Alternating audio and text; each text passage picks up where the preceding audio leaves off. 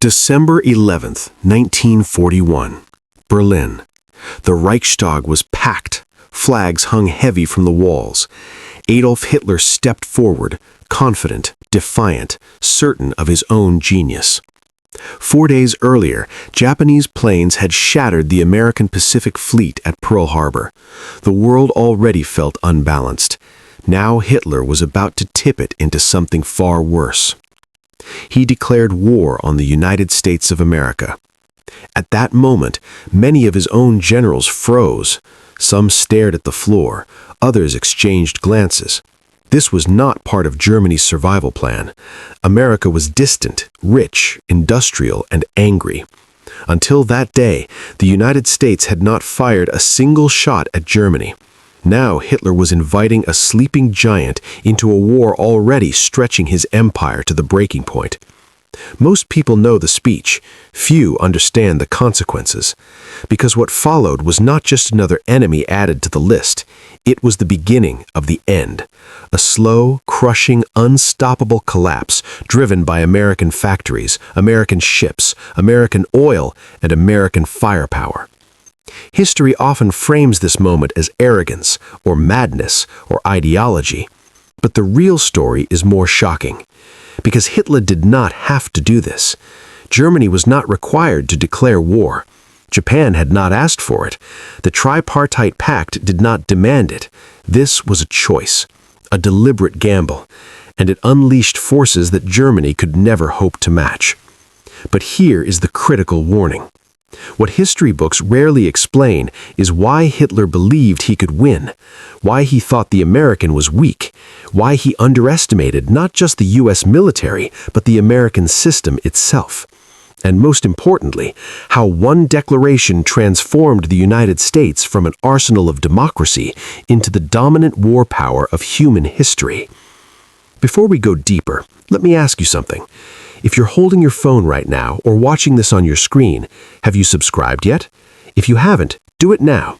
Subscribe to World War II Dark Secrets. In December 1941, Nazi Germany was already fighting a war on an unimaginable scale. In the east, Operation Barbarossa had stalled in the snow outside Moscow. Millions of German soldiers were freezing, exhausted, and bleeding. Supply lines were breaking down. Tanks would not start. Horses collapsed in the cold. The Soviet Union, which Hitler believed would fall in weeks, was still standing. In the West, Britain refused to surrender. German cities were beginning to feel the weight of British bombing. Resources were stretched thin. Oil was rationed. Steel was precious. Every train, every bullet, every gallon of fuel mattered. And yet, Hitler looked across the Atlantic and saw weakness. He believed the United States was soft, divided, corrupt. He believed American soldiers were poorly trained and unwilling to fight. He believed American society was decadent, distracted by money and comfort. Most dangerously, he believed America lacked the stomach for a long war. This belief did not come from nowhere. Before Pearl Harbor, the United States was officially neutral. Congress resisted war. The public was deeply divided. American troops were few, scattered, and untested. In 1939, the U.S. Army ranked behind Portugal in size. But what Hitler failed to understand was that America's strength was not its army, it was its capacity. While Germany rationed, America produced. While Germany struggled for oil, America floated on it. While German factories worked under bomb threat and material shortages, American factories ran day and night, untouched by enemy aircraft. Even before the declaration of war, the United States was already feeding the Allied war effort. Lend-Lease shipments crossed the Atlantic in massive numbers: trucks, planes, tanks, ammunition, food. Hitler knew this. He complained about it endlessly. U-boats were already attacking American shipping in the Atlantic. Yet still, Germany and America were not formally at war. This gave Hitler options. He could have avoided direct conflict. He could have focused everything on crushing the Soviet Union. He could have continued an undeclared naval war while avoiding full American mobilization. Instead, he chose ideology over strategy. Hitler believed history was on his side. He believed racial destiny would override economics. He believed America, with its diversity and democracy, would collapse under pressure. He was wrong. Within days of the declaration, the American political divide vanished overnight. Congress voted for war with near unanimous support. The American public did not hesitate. They did not panic. They mobilized.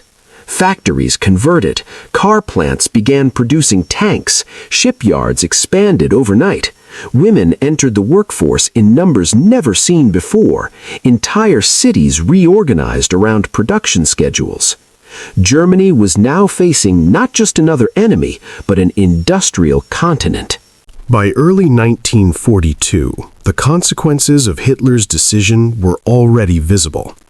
American troops were still inexperienced, but that no longer mattered. This war was not going to be decided by 1942. It was going to be decided by output, logistics, and endurance. And in those categories, Germany was hopelessly outmatched. The United States did not fight like Europe. It did not conserve. It overwhelmed. American shipyards began launching Liberty ships faster than German U-boats could sink them. Sometimes a ship was launched every few days, sometimes every day. The Atlantic, once a German hunting ground, began to fill with American steel. American aircraft production exploded. Thousands of bombers rolled off assembly lines. Fighters followed. Pilots were trained in massive programs that Germany could not replicate. Fuel flowed freely. Engines were replaced instead of repaired. Germany watched this happen and could do nothing to stop it. On the battlefield, American troops began arriving in North Africa, then Italy, then Western Europe. They were backed by endless supplies. If a unit took losses, replacements arrived. If equipment broke, new equipment followed. Germany, by contrast, was cannibalizing itself. Old tanks were repaired again and again. New designs lacked fuel. Pilot training was shortened. Teenagers and elderly men were pulled into service. The air war sealed Germany's fate. American bombers struck by day. British bombers struck by night. German cities burned. Factories were destroyed. Transportation collapsed. Oil refineries were hit again and again. Without oil, tanks became useless metal.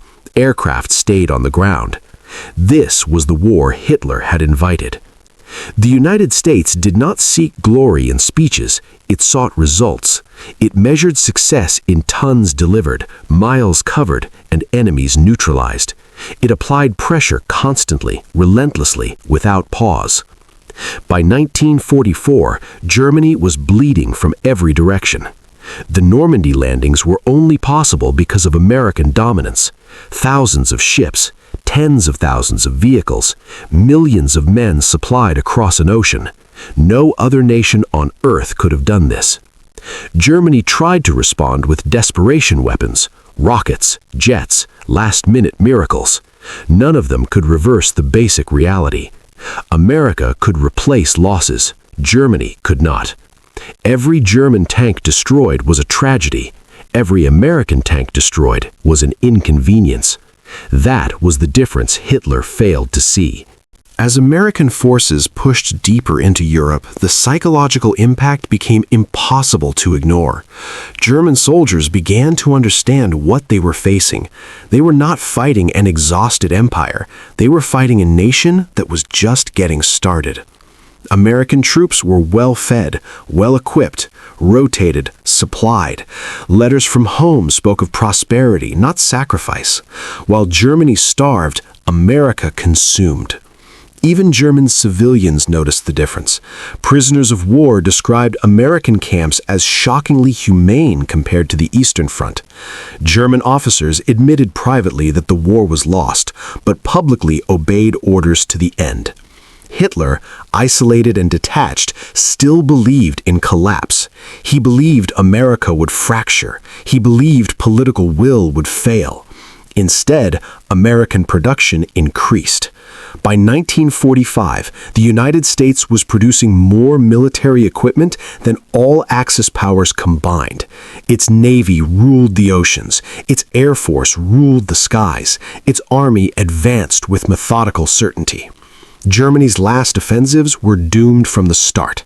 The Ardennes attack burned precious fuel and elite units for nothing. American lines bent, then snapped back harder.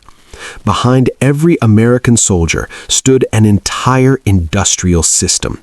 Railroads, ports, warehouses, fuel depots, hospitals, training centers, all untouched by war. This was the nightmare Hitler had created for himself. Not invasion, not defeat in battle, but annihilation through imbalance. On April 30th, 1945, Adolf Hitler ended his life in a bunker beneath a ruined city. Berlin was surrounded. Germany was finished. The war he had expanded beyond reason had consumed everything. The United States emerged from World War II, not weakened, but transformed. Its economy boomed. Its military stood unmatched. Its influence reshaped the world.